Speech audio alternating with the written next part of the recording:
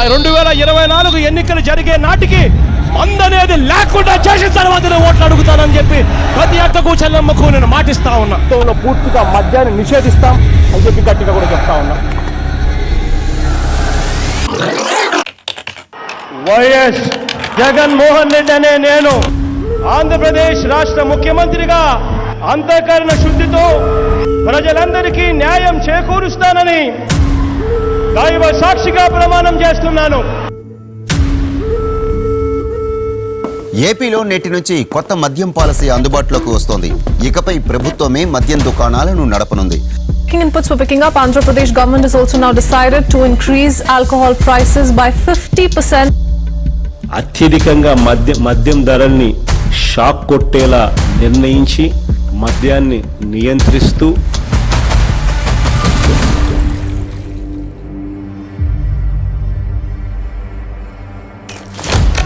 ముంబైని గడగడలాడించిన mafia డాన్లు Haji Mastan, Karim లాలా, దావూద్ ఇబ్రహీం ముఠాలు పారిశ్రామికవేత్తలను, వ్యాపారులను, ప్రముఖులను బెదిరించి సొమ్ములు దండుకునేవి.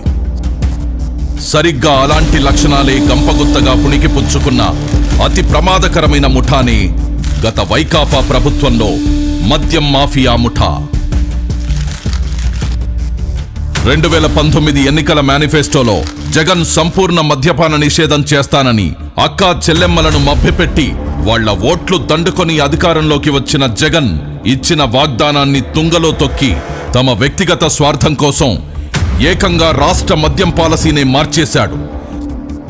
మద్యాన్ని నియంత్రించి కుటుంబాల్లో ఆనందాన్ని నింపే విధంగా కూడా మద్యాన్ని నియంత్రిస్తూ అక్క చెల్లెమ్మలకు తోడుగా ఉండే ప్రయత్నం చేస్తా ఉన్న ప్రభుత్వం కూడా మనదే అని చెప్పి తాగి ఇట్లయింది, అంతా కల్తీ మందు తాగి ఇట్లయింది అని చెప్పినారు. జగన్మోహన్ రెడ్డి అనంతపూర్లో చూపించింటే అట్లా చెప్పినాడు. మా ఆయన చనిపోయే సంవత్సరం అవుతాను సార్. ఎట్లా చనిపోయినాడంటే ఏం చెప్పుకోవాలా నేను. కల్తీ కాకపోతే పేగులు ఎందుకు బొగ్గుమాతాయండి.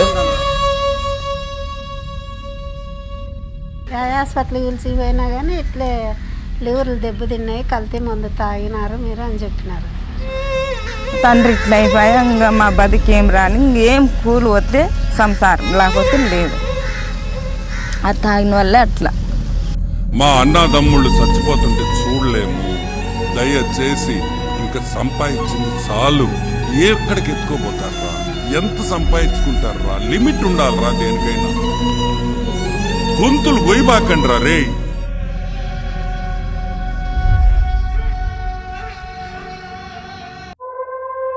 నీచమైన నాణ్యత లేని కల్తీ మద్యాన్ని జనానికి అమ్మి వాళ్ల ఆరోగ్యంతో చెలగాటమాడి 1000 కోట్లు దోచుకున్నాడు. లిక్కర్ సప్లై విధానాన్ని గత వైకాపా పాలకులు తమ చేతుల్లోకి తీసుకున్నారు. ఉన్న లిక్కర్ ఫ్యాక్టరీలను భయపెట్టి బెదిరించి తమ ఆధీనంలోకి తీసుకున్నారు. వాళ్లే కల్తీ మద్యాన్ని తయారు చేసి హోల్సేల్, రీటైల్ దొంగ వ్యాపారం కూడా వాళ్లే చేశారు. ఎక్కడా లేని Andhra gold, president medal, 9 horses, jobs calendar, gold pearls, kings Wales, special status, royal right అంటూ రకరకాల బ్రాండ్లు తీసుకొచ్చి విచ్చలవిడిగా అమ్మకాలు పెంచారు. జీవో నెంబర్ 128 తీసుకొచ్చి 60/90 మిల్లీలీటర్లకు దేశంలో తయారయ్యే ఫారెన్ లిక్కర్ 10 రూపాయలుంటే అధికారంలోకి రాగానే దాన్ని 20 చేశారు. 20 రూపాయల నుంచి 40 రూపాయలకు, 250 రూపాయలది 480 రూపాయలకు పెంచారు. ఆ మరుసటి రోజే మళ్లీ జీవో నెంబర్ 129 తెచ్చి అమాంతం మళ్ళా ఉన్న ధరలు పెంచేశారు. వాళ్లేం చేసినా నడిచిపోతుందనే నాజీ పోకడలతో ప్రవర్తించారు. రేటు పెంచితే సగటు ప్రజలు తాగరని వేదాలు వల్లించిన జగన్ రాష్ట్రంలో 72% మద్యం అమ్మకాలు పెంచేస్తూ కొత్త మద్యం పాలసీ ప్రవేశపెట్టాడు. 25,000 కోట్లు మా రెవెన్యూని స్టేట్కే ఇస్తాంటే అది ఎక్కడి నుంచి వచ్చింది? సంవత్సరానికి 25,000 కోట్లు, అంతకుముందు 17,000 కోట్లు ఉండేది. 25,000 కోట్లు క్వాంటిటీస్ తగ్గాయి, రెవెన్యూ పెరిగిందంటే ఎక్కడి నుంచి వచ్చాయి? ప్రజల జీవితాలు గుల్ల చేస్తూ వాళ్ల జేబులు కొల్లగొట్టాడు. రాష్ట్ర ఆదాయం తగ్గినా సరే రాష్ట్ర ప్రజల ఆరోగ్యం ముఖ్యం, పేదల కోసం పాటుపడాలన్న ధ్యేయంతో పనిచేస్తున్న ప్రభుత్వం ఇది. నా తోటి ఫ్రెండ్సే 5 జరిపారు. ఆంధ్రా గోల్డ్ అంట, 9 హార్స్ అంట, కుర్రం ముందంట, అన్ని డూప్లికేట్ ముందు తయారు చేసి దోపిడీ రాజ్యం అయిపోయింది. మొత్తం స్పిరిటే, ఆ ముందు అయినా ఒకటే విషం తాగినా ఒకటే అన్నట్టు ఉంటుంది. నిశా ఏమి 15 నిమిషాలకి ఎక్కద్ది, 15 నిమిషాలు గందరగోళం చేసి మళ్ళీ కొనుక్కోవటం, మళ్ళీ లేచి మళ్ళీ ఇంకో కోటకు పోవటం. మా తాత కూడా చనిపోయారు తాగి. ఈ జగన్ ముందే ఇటు చేస్తున్నారు. 2 కోట్ల తాగిన చేసినాడు ఏడు ఈ పచ్చిపోతలకు వచ్చేస్తుంది. అటు తలకాయ పని చేయకాడి దగ్గర చేసిన పచ్చిపోతలకు వచ్చేది చేసిన అది ఒక రకంగా మెంటల్గా మాట్లాడేది ఒక రకంగా వస్తామని. గత వైకాపా ప్రభుత్వం 5 ఏళ్ల పాటు అమ్మిన మద్యానికి ఎలాంటి డిజిటల్ చెల్లింపులను అనుమతించలేదు. కేవలం నగదు రూపంలో విక్రయించి 99,413 కోట్ల రూపాయల్ని తీసుకున్నారు. ఈ రోజుల్లో తోపుడు బండ్లవాడు కూడా ఆన్లైన్ పేమెంట్ తీసుకుంటుంటే ఏపీ లిక్కర్ షాపుల్లో ఆన్లైన్ పేమెంట్ అనేదే లేకుండా చేసి క్యాష్ అండ్ క్యారీ అన్నారు. అదేమని అడిగిన వాళ్ళని వీళ్ళడిగిన వాళ్ళని బెదిరించారు. వినకపోతే అరెస్టులు చేశారు, కేసులు పెట్టారు.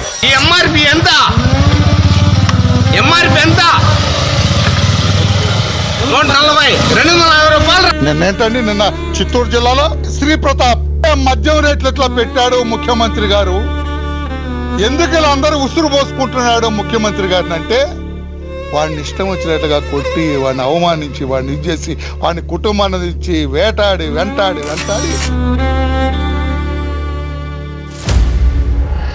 2019లో జగన్ తన వైకాపా ప్రభుత్వం రాగానే 1,000 కోట్లు ప్రజల నుంచి పిండుకోవాలని ప్లాన్ చేశారు. తమ పన్నాగాలన్నీ ఎలా అమలు చేయాలన్న అంశాలన్నీ ఎంపీ మిథున్ రెడ్డి రూపకల్పన చేశాడు. అతడే ఈ స్కామ్ కి మొత్తం రింగ్ మాస్టర్ గా వ్యవహరించాడు. అప్పటి బెవరేజెస్ కార్పొరేషన్ లో అసిస్టెంట్ కమిషనర్ గా ఉన్న సత్యప్రసాద్ ని ఈ కుట్రకి పావుగా వాడుకున్నారు.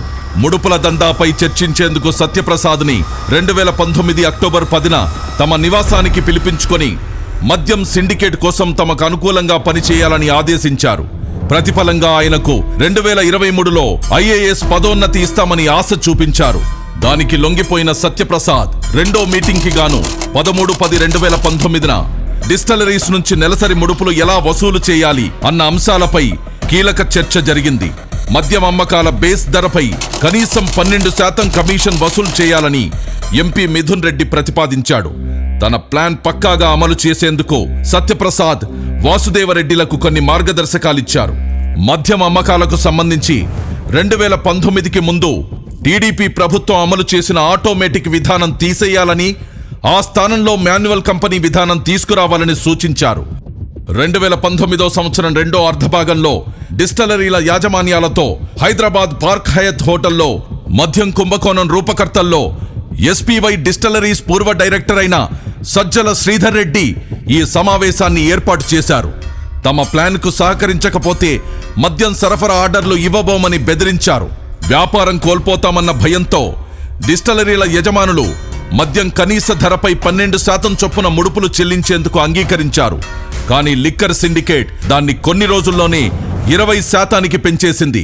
వసూలు చేసిన ముడుపులు మొదట మద్యం పాలసీ మార్చడంలోనూ కీలక పాత్ర వహించిన రాజ్ కేసిరెడ్డి కందేవి. వాటిని అతని నుండి మిథున్ రెడ్డి, భారతీ సిమెంట్ డైరెక్టర్ జగన్ సతీమణి భారతి తరపున ఆర్థిక వ్యవహారాలు చూసే గోవిందప్ప బాలాజీకి అందజేసేవారు.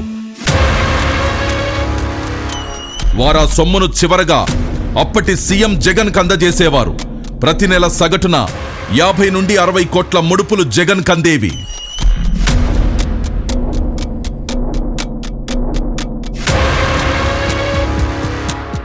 మద్యం విధానం ముసుగులో భారీగా దోచుకునేందుకు ఇమిటేషన్ బ్రాండ్ల విధానాన్ని పాటించింది. జాతీయంగా అంతర్జాతీయంగా ప్రాచుర్యం పొందిన బ్రాండ్లనన్నిటినీ రాష్ట్రం నుండి తరిమేసిన ఈ ముఠా అచ్చం అవే పేర్లను తలపించేలా 1-2 అక్షరాలు పదాలు మార్చి పెద్ద ఎత్తున ఇమిటేషన్ బ్రాండ్లు తీసుకొచ్చింది. దొంగలు కలిసి ఊళ్లు పంచుకున్నట్టుగా వాటికేకంగా 30 నుండి 150% మేర మూలధర పెంచేసి ఈ ముఠా సభ్యులు దోచుకున్నారు.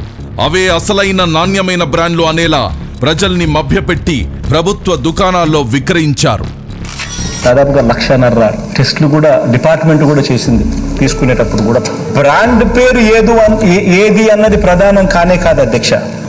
అక్కడ నుంచి ప్రోడక్ట్ వస్తా ఉందా లేదా అన్నదే ముఖ్యం. కానీ ఆ ప్రోడక్ట్కు పవర్ స్టార్ 99 పెడతాడా, లెజెండ్ 99,999 పెడతాడా, లేకపోతే బూమ్ అని పెడతాడా? నేను ఇదివరకు గవర్నమెంట్ వైన్ షాప్లో సేల్స్మెన్గా చేశాను. ఇదివరకు గవర్నమెంట్ షాపు అంటే వాళ్ళు ఏది పంపించినా అది అమ్మాల్సిందే మేము ఖచ్చితంగా. ఆ బ్రాండే అసలుకి ఫేక్ మన స్టేట్లో. ఇది స్పిరిట్ మొత్తం, దేని మీద ఏ బాటిల్ అని చూడండి, spirit, French spirit, grain whisky spirit, అలా స్పిరిట్స్ రాసి ఉంటుంది. అదేంటంటే బాగా డేంజరస్ అనమాట. ఒక 4 రోజుల తర్వాత ఆయన కనపడ్డగా అదేమంటే చనిపోయాడు, లివర్లు కొట్టేసినాయి అంటారు. మాకు బాధ వేసింది అప్పుడప్పుడు. మేము వాళ్ళ ఇంట్లో వాళ్ళతో కూడా ఫేస్ చేసాము ఒకసారి. వాళ్ళ ఇంటి మొత్తం వచ్చి మా షాపు కూడా వచ్చి గోల చేసేవాళ్ళు, మీ వల్లే మీరు అమ్మడం వల్ల చచ్చిపోతున్నారు అది అని. ఆ మందు వల్ల మాకు అసలు గుండెలో నొప్పని, పక్కలో నొప్పని, తాయిని కానిచ్చి ఆడకాడ 3 తొలిచిన వాళ్ళు పడిపోతాం, అట్ట అయిపోవడమే. కానీ దానివల్ల మాకు అసలు ఏమీ ఇచ్చేయలేదు. 5 ఆగితే పైకి ఇట్లా పండుకుంటే చుక్కలు గిర్రం తిరుగుతూనే ఉండేవి. ఫ్రెండ్స్ ఒకడు 25 ఇయర్స్ 26 ఇయర్స్ ఉండిద్ది. తాగంగానే ఆ అబ్బాయికి పక్షవాతం లాగా వచ్చింది. 26 ఇయర్స్ కంటే ఎవరికి పక్షవాతం కుర్రాళ్ళకి రావు. అలాంటిది ఎంత కల్తీ అయిందో మద్యం మీరు ఒకసారి ఆలోచించుకోండి. అయితే 2019, 2024 మధ్యలో తాగిన మందు వల్ల నా జీవితం సర్వనాశనం అయిపోయింది. చేతులు బలహీనత, లివర్ తేడా వచ్చేసింది. మా ఆరోగ్యంతో ఆడుకున్నారండి. ముందు సన్నాసి మంది బాగాలి. అసలు నా తోడు కుర్రోళ్ళు చాలా మంది చచ్చిపోయారు. అది చెడ్డు మందు అమ్ముతున్నాడు, ప్రజలంతా చచ్చిపోతారు అదని ఇంకా అట్లా అనుకుంటారు కదన్నా. చచ్చిపోయినాడు, ఇట్లా మందు తాగినారని అట్లా సార్ తాగేసాట అట్లాంటివన్నీ మళ్ళీ ఇంటికి వచ్చి నాతో కానీ చెప్తాండే, మన కొడుకు ఇట్లా చెడ్డు మందులు అమ్ముతున్నాడు, బతుకురు శనాలు చచ్చిపోతాము అది ఇదని అని చెప్తాండే. మళ్ళీ అట్లా అన్నీ తెలిసి నువ్వేంటికి తాగుతావు అన్నా కానీ మళ్ళీ నాకు ఇచ్చి పట్టిందమ్మా, సత్తామా బతుకుతామా, అది లేకుంటే బతకలేమా అనేది. అసలు బ్రాండ్ల కంటే ఈ అనుకరణ బ్రాండ్లకు అధిక మూలధరలు ఖరారు చేసి ప్రభుత్వ ఖజానాను కొల్లగొట్టారు. ఇలా కొల్లగొట్టిన సొత్తంతా రోజు కూలీలు, పేదలు, సామాన్యులు, మధ్యతరగతి కష్టార్జితమే. ఈ పెద్ద మనిషికి బేసిక్లీ అధ్యక్ష ఆంధ్ర రాష్ట్రానికి లిక్కర్ ద్వారా ఎటువంటి డబ్బులు రాకూడదు. ఈ డబ్బులు వచ్చినాయి అని అంటే అక్క చెల్లెమ్మలకు జగన్ మంచి చేస్తాడు, ఆ అక్క చెల్లెమ్మలకు మంచి జరగకూడదు. ఆ మందు అమ్మడము, ఎక్కువ తాగకుండా ఉండడం, నమ్మకుండా ద్వారా చేయకూడదు. మా కష్టాలు ఎంతో పోడుకొని పెట్టుకుని మా దగ్గర లేకుండా ఈ మందు వల్ల మాకు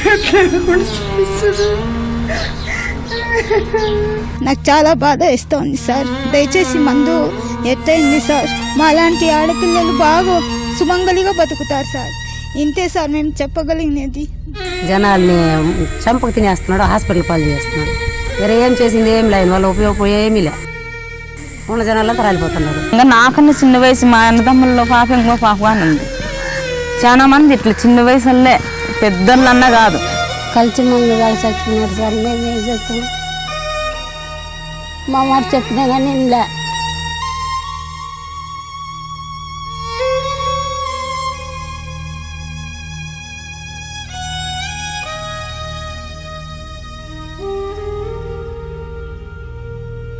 ఇక్కడెక్కడ ఒకడు చచ్చిపోయాడు, పార్క్లోనే బైపాస్ చచ్చిపోయాడు. ఒకడేమో సక్సెస్ కాడ చచ్చిపోయాడు. 3 చచ్చిపోయారండి. మందులో ప్రాబ్లం వల్ల చచ్చిపోయారండి. 3 రోజుల క్రితం అబ్బాయి తాగి నైట్ పనుకున్నాడు అనుకుంటా, ఒళ్ళు అలసిపోయిందని.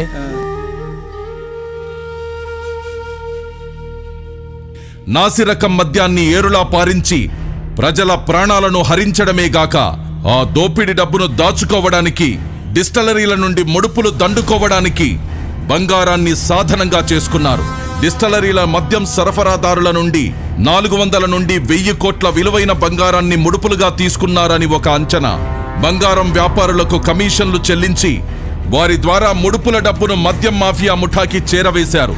చివరికి ఆ బంగారం డబ్బు అంతిమ లబ్ధిదారుడైన జగన్ ప్యాలెస్ కి చేరేవి. మద్యం కుంభకోణం నిందితులతో కలిసి రాజకీయ వ్యవస్థను నేరమయం చేశారు.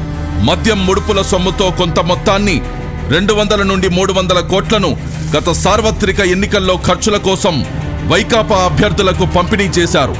ఆ పార్టీ నేత జగన్కు అత్యంత సన్నిహితుడైన చెవిరెడ్డి భాస్కర్ రెడ్డి ద్వారా ప్రకాశం, చిత్తూరు, నెల్లూరు జిల్లాల్లోని అభ్యర్థులకు ఈ డబ్బును చేరవేశారు. అలా మరికొంత సొమ్మును సీఎం జగన్ నిర్వహించిన సిద్ధం సభలకు ఖర్చు చేసేవారు. ముడుపుల విక్రయంలో కీలకంగా వ్యవహరించిన ప్రధాన నిందితుడైన రాజ్ కేసిరెడ్డి తన ఈడీ ఎంటర్టైన్మెంట్స్ పేరిట సినిమా నిర్మాణ సంస్థను నెలకొల్పి మద్యం కుంభకోణంలో కొల్లగొట్టిన నల్లధనాన్ని వైట్లోకి మార్చి ఆ డబ్బుతో హైదరాబాద్ శివారులో భారీగా భూములు కొన్నాడు.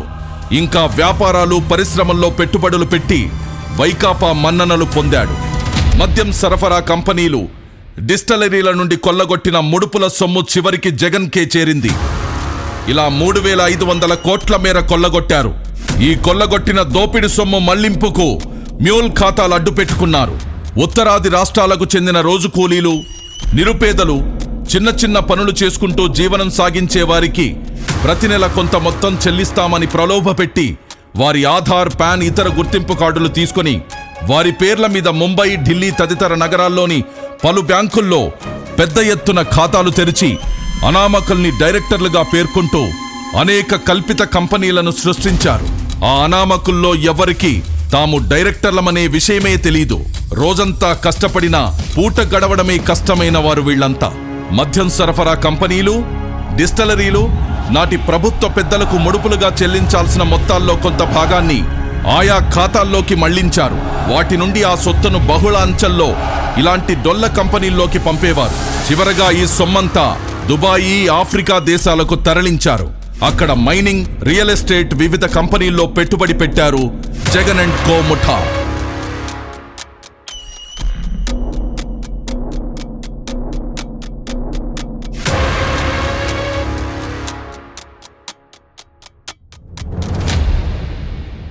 నరాలు నిర్వీర్యమై జనం వణికిపోని, కలుషితం తాగి కాలేయం కుళ్ళిపోని, మూత్రపిండాలు మలినమై కృంగిపోని, జవసత్వాలిడిగి కడకు మనిషే మట్టిలో కలిసిపోని.